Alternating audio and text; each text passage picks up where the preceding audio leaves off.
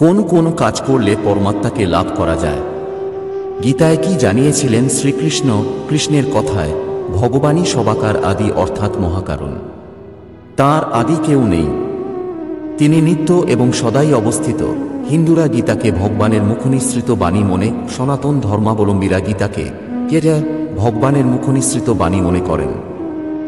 মানব ধর্ম, দর্শন ও সাহিত্যের ইতিহাসে গীতা এক বিশেষ স্থানের অধিকারী। গীতার কথক শ্রীকৃষ্ণকে হিন্দুরা ভগবান রূপে পুজো করেন। স্বয়ং গীতায় শ্রীকৃষ্ণকে শ্রীভগবান হিসেবে বর্ণনা করা হয়েছে। প্রাচীন সংস্কৃত এর একটি অংশ মহাভারত। গীতা একটি স্বতন্ত্র ধর্মগ্রন্থ তথা একটি পৃথক শাস্ত্র। এর মর্যাদা পেয়ে থাকে। গীতার দশমোধ্যায় শ্রীকৃষ্ণ অর্জুনকে নিজের বিশ্বরূপ দর্শন করিয়েছিলেন।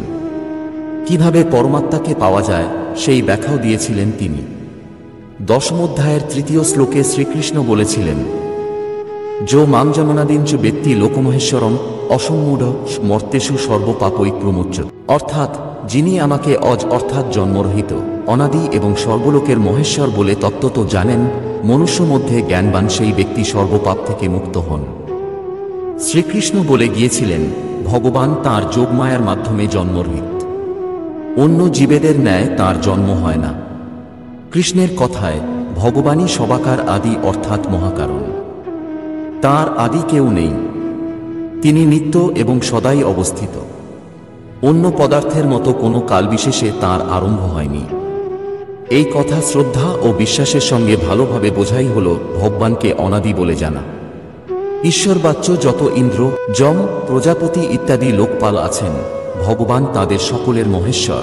তিনিই সবাকার নিয়ন্তা, প্রেরক, হর্তা, কর্তা, সর্বপ্রকারে সকলের ভরণ পোষণ ও সংরক্ষণকারী সর্বশক্তিমান পরমেশ্বর। ভগবানকে উপরোক্ত প্রকারে জন্মরহিত, অনাদি ও লোকমহেশ্বর জানার ফলরূপে এরূপ বলা হয়েছে।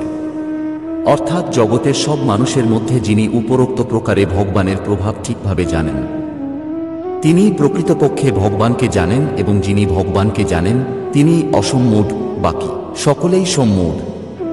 এবং যিনি ভগবানকে তত্ত্বত সঠিকভাবে জেনে নেন, তিনি স্বাভাবিকভাবেই তাঁর জীবনের অমূল্য সময় সর্বপ্রকারে নিরন্তর ভগবানের ভজনে নিয়োজিত করেন। বিষয়ী ব্যক্তিদের ন্যায় ভোগকে সুখের কারণ ভেবে তাতে আবদ্ধ হন না। তাই তিনি ইহজন্ম ও পূর্বজন্মের সর্বপ্রকার পাপ থেকে সর্বতোভাবে মুক্ত হয়ে সহজেই পরমাত্মাকে লাভ করেন। হিন্দুরা গীতাকে ভগবানের মুখনিসৃত বাণী মনে করেন। গীতার কথক কৃষ্ণ হিন্দুদের দৃষ্টিতে ঈশ্বরের অবতার, পরমাত্মা স্বয়ং। তাই গীতায় তাকে বলা হয়েছে শ্রীভগবান। গীতাকে গীতোপনিষদ বলা হয়।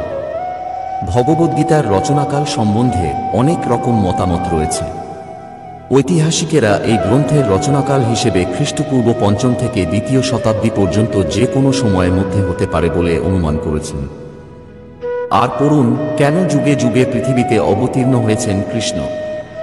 জন্মাষ্টমীতে পড়ুন গীতায় উল্লিখিত ভগবানের জন্মবৃত্তান্ত, তথ্যসূত্র, শ্রীমদ্ভগবদ্গীতা। যারা এই কথাগুলো শুনছেন তাদের কাছে একটাই অনুরোধ, লাইক এন্ড শেয়ার করে ভগবত গীতার কথা সবার ঘরে ঘরে পৌঁছিয়ে দিন।